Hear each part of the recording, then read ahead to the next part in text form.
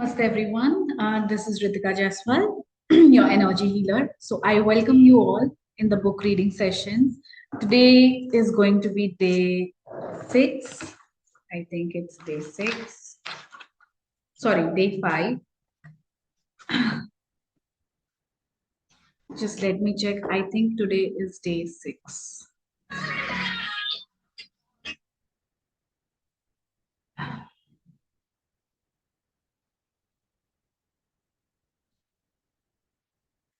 Today we'll be covering the Tiger Swami.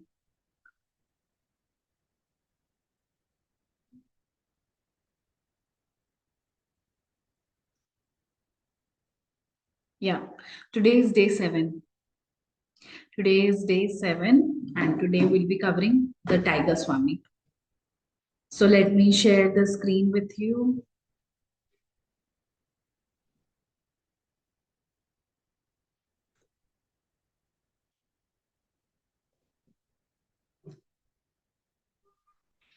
Okay.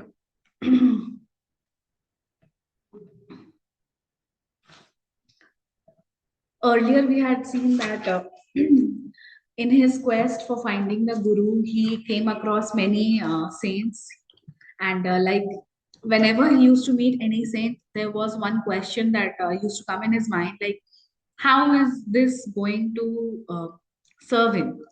Is it serving his purpose? Like what we saw in the previous chapter, chapter 5, the perfume saint that you know he said, what will he do with this power of materialization of food and materializing smell? So how it is going to help him, as well as is it going to help others? So let's now begin with chapter 6, the Tiger Swami.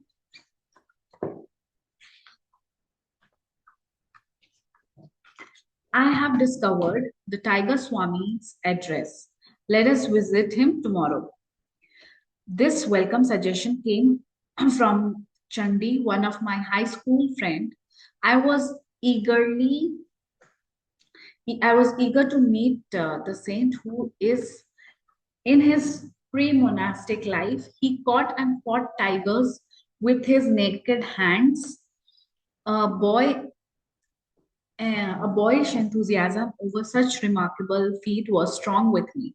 The next day dawned wintry cold, but Chandi and I sallied forth gaily. After much vain hunting in Bhawanipur, outside Calcutta, we arrived at the right house. The door held two iron rings, which I sounded piercingly. Notwithstanding the clamor, a servant approached with leisurely gait. His ironical smile implied that visitors, despite their noise, were powerless to disturb the calmness of the saint's home. So he was we have discussed this earlier, that whenever he used to come across these saints, he was very filled with enthusiasm. Like, what is it going to happen? How is it? Um, what an experience to meet him. So now there was a lot of noise outside the house of this saint, but it seemed that these noise were powerless to disturb the calmness of the saint's home. Feeling feeling the silent rebuke, my companion and I were thankful to be invited into the parlor. Our long wait there caused uncomfortable misgivings. India's unwritten law for the truth seeker is patience. A master may purposely make a test of one's eagerness to meet him. This psychological ruse is freely employed in the West by doctors and dentists. So there's this psychology, like in India also it is said that whenever you are there to find, you know, you have to take justice, you need to have patience.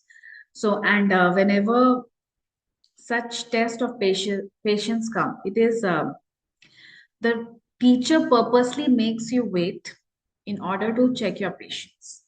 So over here, he is saying the same thing. India's unwritten law for the truth seeker is patience.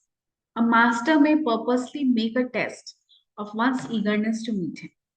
And this rule is employed in West by doctors and dentists. So what they do? They make the patients wait. Finally, summoned by servant, Chandi and I entered a sleeping apartment. The famous Sohong Swami was seated in his bed. The sight of his tremendous body affected strangely. With bulging eyes, we stood speechless. We had never before seen such a chest, such football like biceps.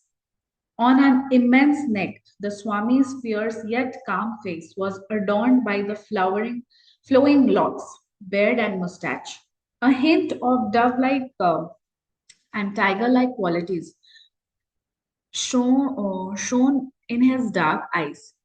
He was unclothed save for the tiger skin about his muscular waist. So now he's describing his bodily structure.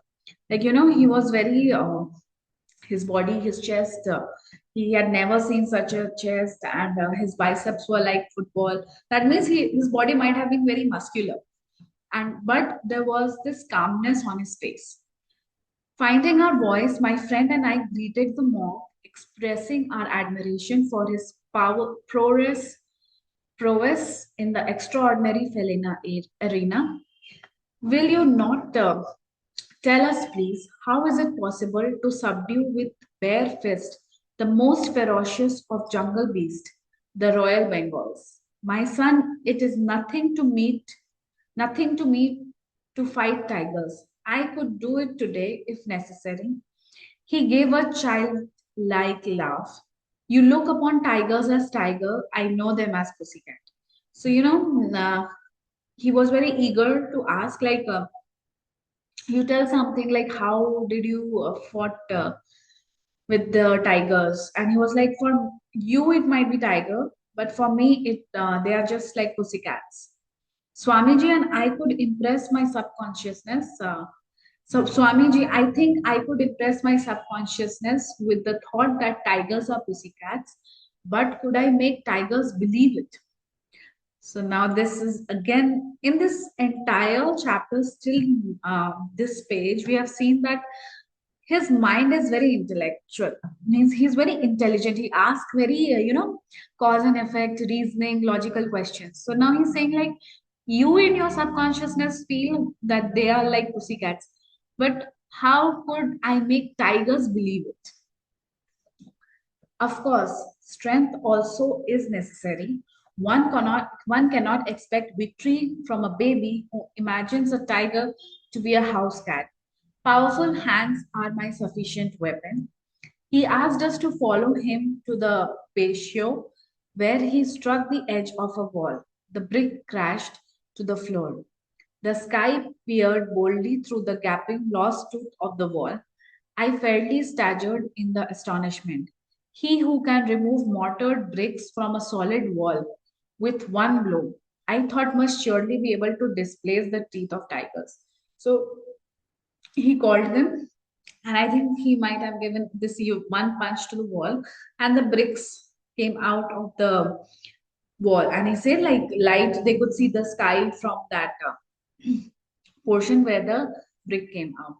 So now he's telling that in a wall which is hard, he can take out the brick. So it might be very easy to take out the teeth of the tiger. A number of men have physical power, such as mine, but still lack in cool confidence. Those who are bodily but not mentally stalwart may find themselves fainting at mere sight of a wild beast bounding freely in the jungle. The tiger, in its natural ferocity and habitat, is vastly different from the opium fed circus animal. So he's saying that there are a number of people on this planet who have this physical power, but where do they lack? They lack in this cool confidence. Their mind is not calm. So he's saying the tiger in its natural ferocity and habitat is vastly different from the opium fed circus animal. So now he's telling the qualities of tiger also. Like when you see the tiger in the natural habitat, he is in his full ferocity. But when you see that same tiger in the circus, there's huge difference between their characteristics and traits. Many a man with Herculean strength has nonetheless been terrorized into abject helplessness before the onslaught of Royal Bengal. Thus, the tiger has converted the man in his own mind to a state as nevertheless as the pussycats. It is possible for a man owning a very strong body and an immensely strong determination to turn the tables on the tiger and force it to a conviction of defenselessness. How often I have done just that. I was quite willing to believe that the titan before me was able to perform the tiger pussy cat metamorphosis. He seemed in a didactic mood. Chandy and I listened respectfully. Mind is wielder of muscles. The force of a hammer blow depends on the energy applied. The power expressed by a man's bodily instrument depends on his aggressive will and courage. The body is literally manufactured and sustained by the mind. Through pressure of instincts from past lives, strength or weaknesses percolates gradually into human consciousness. They express as habits which in turn ossify into a desirable or an undesirable body. Outward frailty has mental origin in a vicious circle, the habit bound body toward the mind. If the master allows himself to be commanded by a servant, the latter becomes autocratic. The mind is similarly enslaved by submitting to bodily dictations. Now he's saying your body is formed with your mind. He's saying that whatever that body is manufactured, it is manufactured in the mind, as well as he is saying through pressure and instincts from the past lives. So, from the past lives, strength and weaknesses, the body is formed. And as we all know, in our spiritual classes, we also come to know that your body, the shape, height, texture, skin, hair, it is the end product of your past lives, like where you had stayed, what conditions you have stayed, how your body was. So it is the summation of all those lives. It is the end product. They express as habits which in turn ossify into desirable or an undesirable body. So it is all, he's telling everything is in the mind and it is from the past lives. And everything like you can, with your mind, you can make your body powerful. Now, at our entreaty, the impressive Swami considered to tell us something of his own life. My earliest ambition was to fight tigers. My will was mighty, but my body was feeble. An ejaculation of surprise broke from me. It appeared incredible that this man now, with Atlantean shoulder, fit to bear, could ever be known weakness. Now he's saying that his earliest ambition was to fight tiger, but then his body was very, when he had this thought, his body was very weak. So now Paramahansa Yogananda ji is thinking, that little boy Mukunda is thinking that how is it possible? Like he could have ever been this much weak, seeing his current body. It was by indomitable persistency in thoughts of health and strength that I overcame my handicap. I have every reason to extol the compelling mental vigor which I found to be the real subduer of Royal Bengals. Do you think, revered Swami, that I could ever fight tigers? This was the first and the last time that bizarre ambition ever visited my mind. Yes, he was smiling, but there are many kinds of tiger. Some roam in jungles of human desires, no spiritual benefit. accrues by knocking beast consciousness. Rather be victor over the inner powers. So now he's saying, will you fight tigers again? So he's saying that after that, this thought never came to his mind, and he was smiling. Like there are many kind of tigers. Some roam in the jungle for human desire, human flesh. No spiritual benefit accrues by knocking the beasts unconscious. Rather be victor over inner prowess. May we hear, sir, how you changed from a tamer of wild tigers to a tamer of wild passions. So now you see, earlier he had this desire to tame a wild tiger, but now he's taming his passion, these wild passions of doing wild things. The tiger Swami fell into silence. Remoteness came into his gaze, summoning visions of bygone years. I discerned his slight mental struggle to decide whether to grant my request.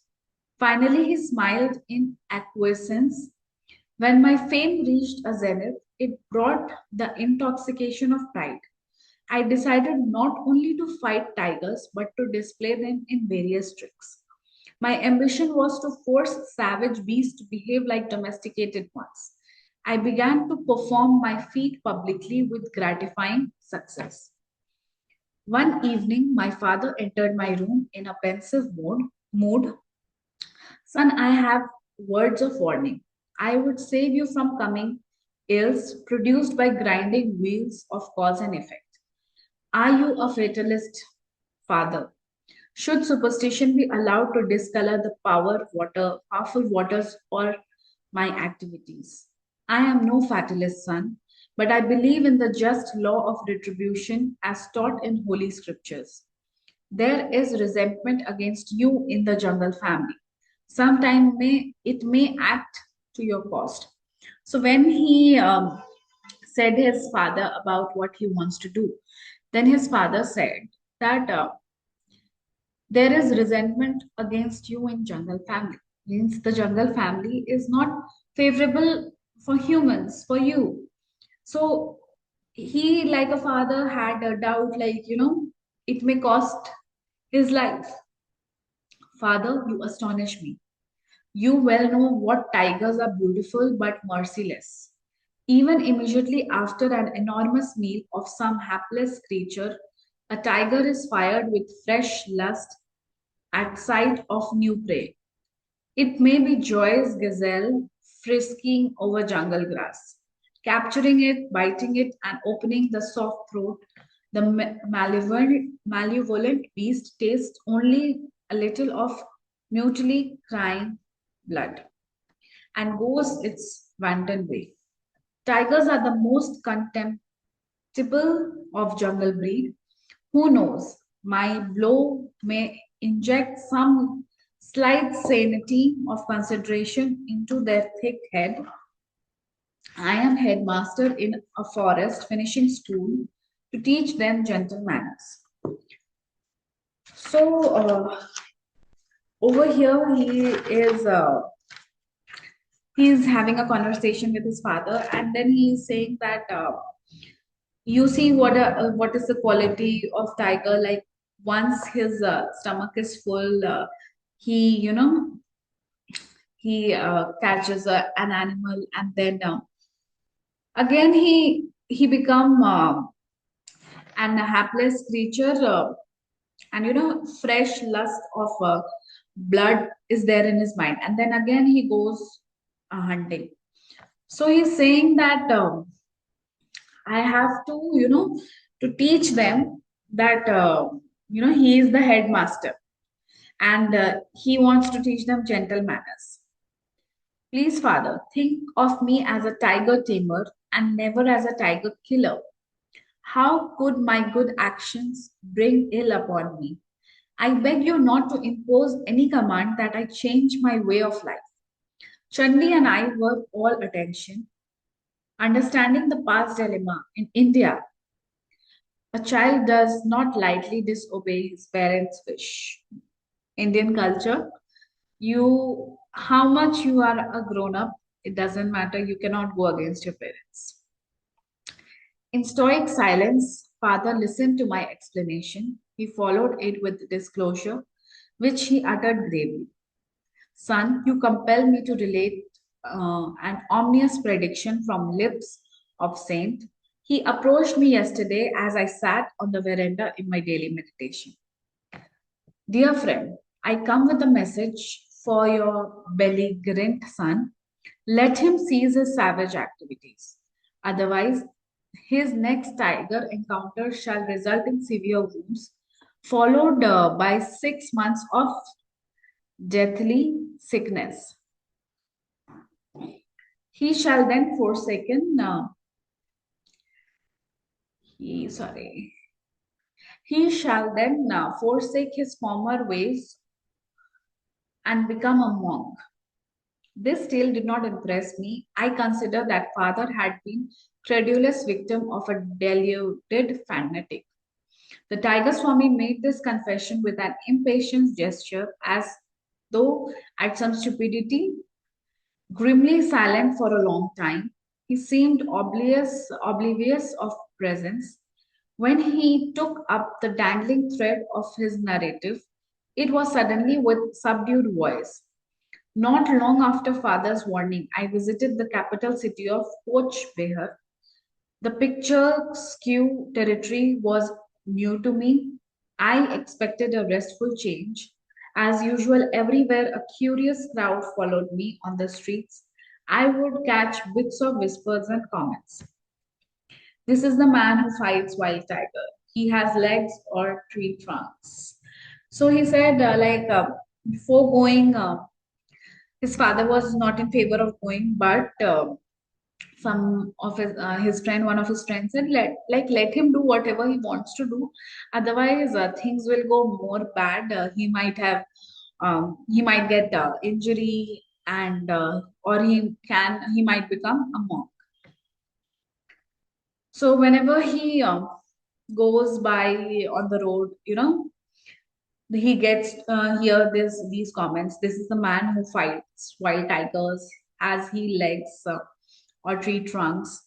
Look at his face. He must be an incarnation of the king of tigers himself. You know how village urchins function like final editions of newspaper. With what speed do the even later speech bulletin of women circulate from house to house? Within a few hours, the whole city was in state of excitement over my presence. So he's saying like in villages, it is like whatever people say, it has a great the communication in villages are very fast. So now he's saying what all happened. I was relaxing quietly in the evening when I heard the hoofbeat of galloping horses. They stopped in front of my dwelling place. In came a number of tall turbaned policemen. I was taken. I was taken aback. All things are possible unto these creature of human law. I thought. I wondered if they are going to take me to task about matters utterly known to me, but the officer bowed with unwonted courtesy. Honored sir, we are sent to welcome you on behalf of Prince of Coach Bihar. He is pleased to invite you to his palace tomorrow morning. I speculated a while on the prospect. For some obscure reason, I felt sharp regret at his interruption in my quiet trip, but the suppliant manner of policeman moved me. I agreed to go. So now this Prince of Coach Bear called him to his palace. So he wanted to go in his trip quietly, but he followed the order. I was bewildered. The next day, to be obsequiously escorted from my door in a magnificent coach drawn by four horses, a servant held an ornate umbrella to protect me from scorching sunlight. I enjoyed the pleasant ride through the city and its woodland outskirt. The royal scion himself was at the palace door to welcome me. He proffered his own gold brocaded seat, smilingly placing himself in a chair of simpler design. All this politeness is certainly going to cost me something, I thought in mounting astonishment. The prince's motive emerged after few casual remarks.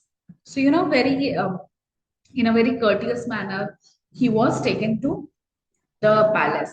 So, in his mind, he is thinking that these politeness and gesture is certainly going to cost him something. My city is filled with the rumors that you can fight with wild tigers. With nothing more than your naked hands, is it a fact?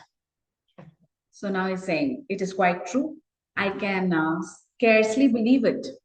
You are a Calcutta Bengali, nurtured on white rice of city folk. Be frank, please. Have you not been fighting only spineless, opium fed animals? His voice was loud and sarcastic, tinged with provincial accent. I vouchsafed no reply to his insulting question. So he was saying, like, you are a Calcutta Bengali, you eat only rice, white rice, and I don't think so. So here he is saying, have you not been fighting only spineless, opium fed animals? That means fishes. So it was kind of sarcastic and it was insulting. So now he's saying, I challenge you to fight my newly caught tiger, Raja Begum. If you can successfully resist him and bind him with a chain and leave his cage in a conscious state, you shall have this royal Bengal. Several thousand rupees and many other gifts shall also be bestowed. If you refuse to meet him in combat, I shall blazon your name throughout the state as an impostor.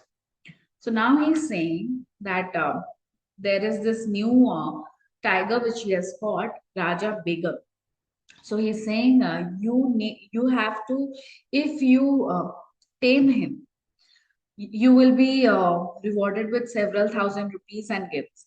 But if you refuse to do it, so his name shall be, everywhere it'll be said that he cannot tame tigers. Everything is false about him.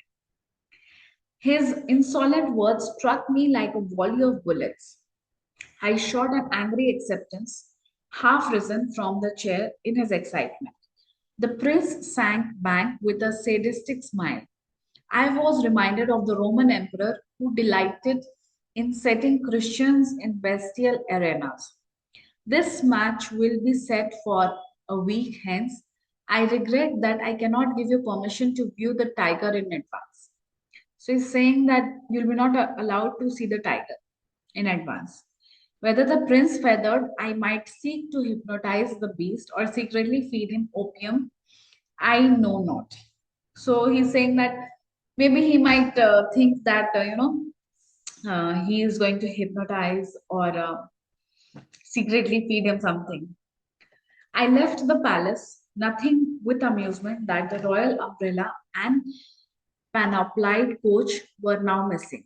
The following week, I methodically prepared my mind and body for the coming ordeal. Through my servant, I learned of fantastic tales.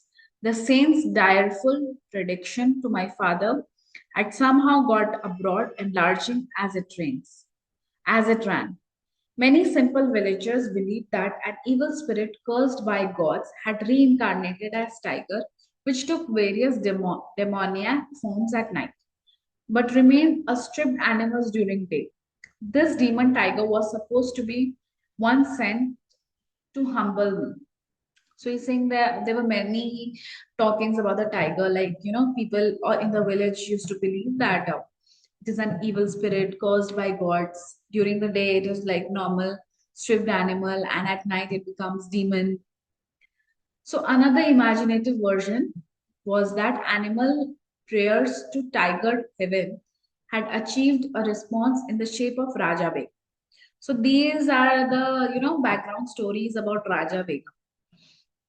He was to be an instrument to punish me, the audacious babe, so insulting to the entire tiger species. A furless, fangless man daring to challenge a claw-armed, sturdy-limbed tiger. The concentrated venom of all humiliated tigers, the villagers declared, had gathered momentum sufficient to operate hidden laws and bring about the fall of the proud tiger tamer. My servant further apprised me that the prince was in his element as manager of the bout between man and beast. He had supervised the erection of a storm-proof pavilion designed to accommodate thousands. So now he has a, like earlier in Rome, it used to be like there was a ground and people used to sit in like kind of arena, and in between the match goes on. So it was setting was like that, and thousands of people were to come. Its center held Raja Begum in an enormous iron cage surrounded by an outer safety room. Captives emitted a ceaseless series of blood-curdling roars. He was fed sparingly to kindle the wrathful appetite. Perhaps the prince expected me to be the meal of reward. So what he was not fed well, so that when a tiger is very hungry, it will be very aggressive. So he said he wanted him to become the meal. That's why he was not feeding him.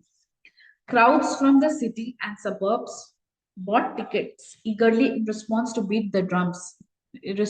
beat of drums, announcing the unique contest. The day of battle saw hundreds turned away for lack of seats.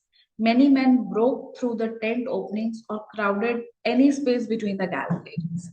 So, a lot of people came, and some or the other place, they were like, they just get a seat. As the Tiger Swami story approached a climax, my excitement mounted with it. Chande also was raptly mute. Amidst piercing sound explosion from Raja Begum and the hubbub of somewhat terrified crowd, I quietly made my appearance. Scantily clad around the waist, I was otherwise unprotected by clothing. I opened the bolt on the door of the safety room and calmly locked in it behind me. So he entered and then he locked the door through which he came. The tiger sensed blood, leaping with thunderous crash on his bar. He sent forth a fearsome welcome. The audience was hushed with pitiful fear. I seemed a meek lamb before the raging beast. In a trice, I was within the cage. But as I slammed the door, Raja Begum was headlong upon me. My right hand was desperately torn. Human blood, the greatest treat a tiger can know, feel in appalling streams. The prophecy of the saint seemed about to be fulfilled. So, in a trice, I was within the cage, but as I slammed the door, Raja Begum was headlong upon me. So, as soon as he closed the door, Raja Begum was upon him, and his right hand was desperately torn.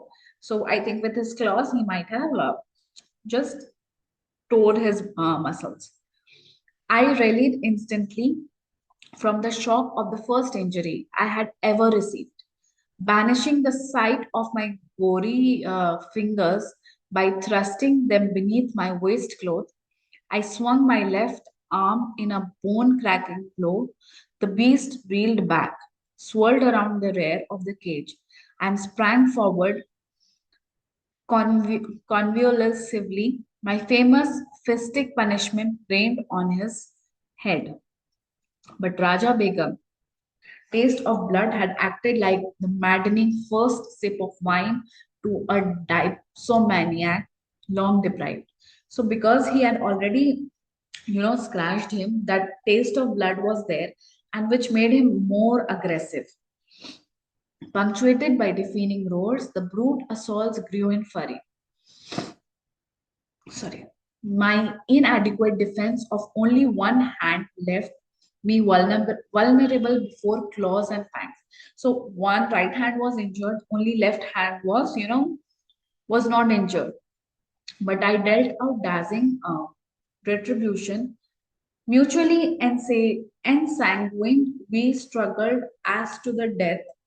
The cage was pandemonium as blood splashed in all directions and blasts of pain, lethal lust came from the bestial throat. Shoot him, kill the tiger, shrieks aroused from the audience. So now everyone was knowing that he's going to kill the swamp. So everyone was saying, like, shoot him, kill the tiger. So fast did man and beast move that guard bullet went amiss. I mustered all my will force, bellowed fiercely, and landed a final conclusive blow. The tiger collapsed and lay quietly. So, I think he might have hitted him. So, conclusive, very aggressive blow. And the tiger collapsed and lay quietly. Like a pussycat, I interjected. The Swami laughed in hearty appreciation and then continued the engrossing tale. Raja Begum was vanquished at last.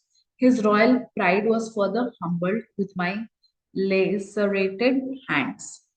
I audaciously forced open his jaw for a dramatic moment. So then he was, he started behaving like a pussycat, and then he forced open his jaws for a dramatic moment. I held my head within the yawning death trap. So, he opened it and then he put his head into the death trap. I looked around for a chain. Pulling one from a pile on the floor, I bound the tiger by his neck to the cage bars. In triumph, I moved towards the door. So now he put the chain around his neck and then he moved him inside the cage. But that fiend incarnate, Raja Begum, had stamina worthy of his supposed demoniac origin. With an incredible lunge, he snapped the chain and leaped on my back, my shoulder fast in his jaws. I fell violently. So the moment he chained him, he was, he jumped on him and my shoulder fast in his jaws. I fell violently. But in a trice, I had him pinned beneath me.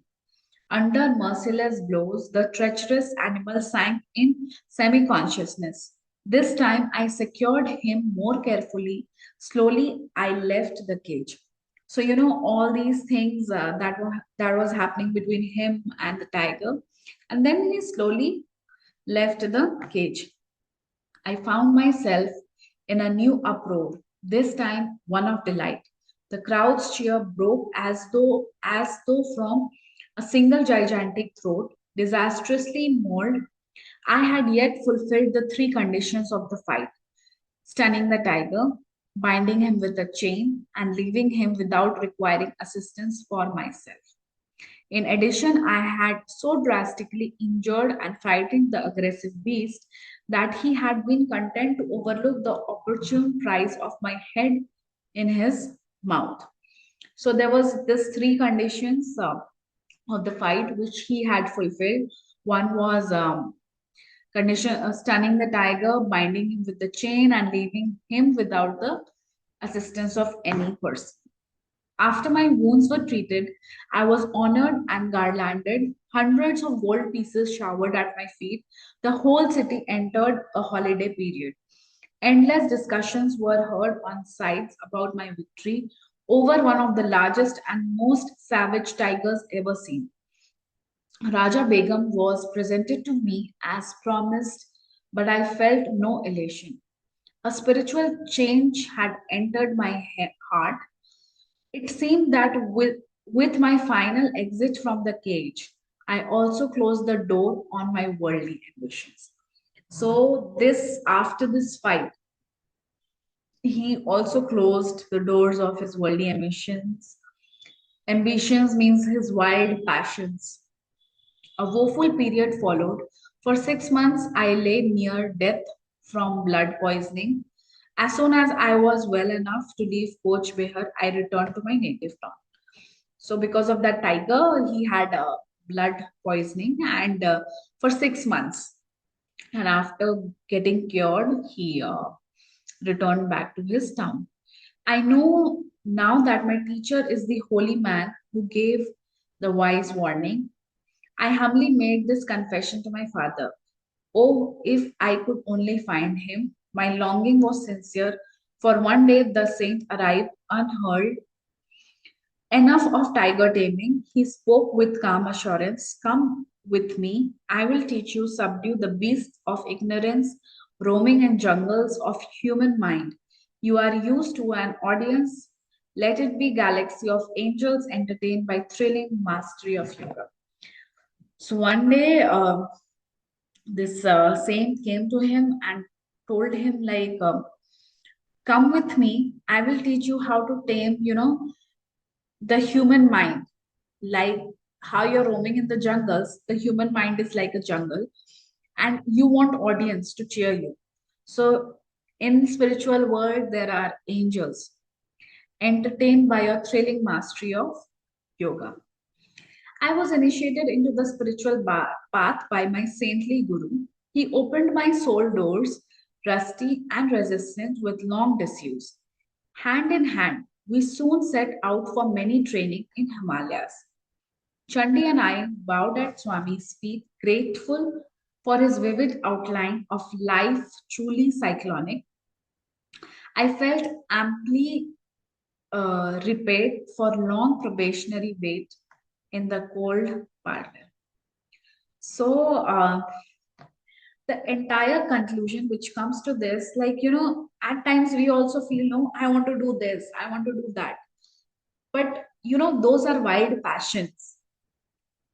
What spirituality teaches us, we need to tame our mind, we need to tame such wild desires that is happening, and get connected to God, to higher self.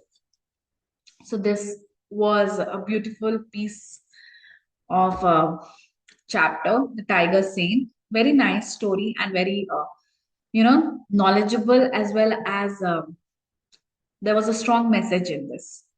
So next chapter is chapter 7, the levitating saint, which we will cover tomorrow. So thank you for watching the book reading session. I hope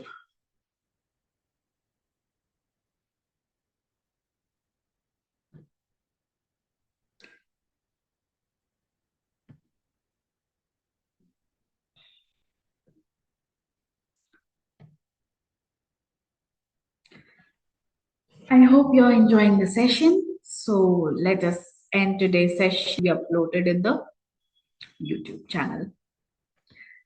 Thank you, everyone. Have a great day.